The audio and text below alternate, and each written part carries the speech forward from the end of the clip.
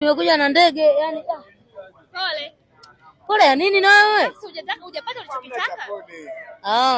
Kweli. Unataka alama 3. Hebu nyamazeni. Unataka alama 3 lakini mmepata moja. Pole. Na nina wiki hapa. Yaani nakwambia. Taishije? Kuna kama power imeisha.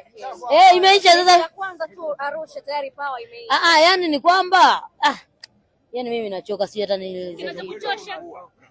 Yaani in short yes, yaani in short day of Chebwedo is wrong.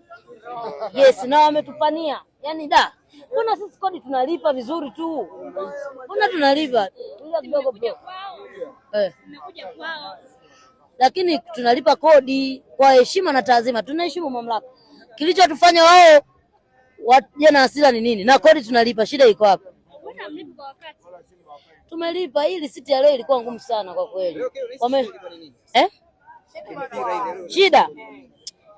Yaani hata sijui shida ni nini kwa kweli. Mimi tu nimesema hivi, kama kodi za tulikuwa tujalipa tulipe. Kwa sababu ili lilotokea leo ni madhara kuto kulipa kodi. Na ninaamini ni kwamba kodi huwa tunalipa. Sasa sijui imetokea mistake gani. Kwa hiyo naamini mmekamiwa na sio uwezo. Ni nani hata tumecheza nao kwanza? Hata yeye ndio wana uwezo wa kufanyaje? Sema tu ni vile yani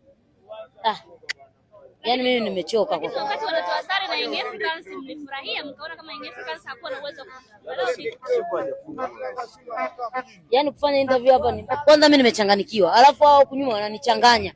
Kwa hiyo yani siwaelewi, yani siwasikii, yani wadudu wanazingua bwana. Watulie, wewe tutaongea kama unataka kuhojiwa.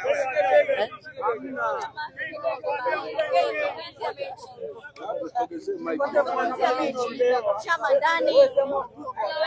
Niko watu gani mnafanya interview hapa?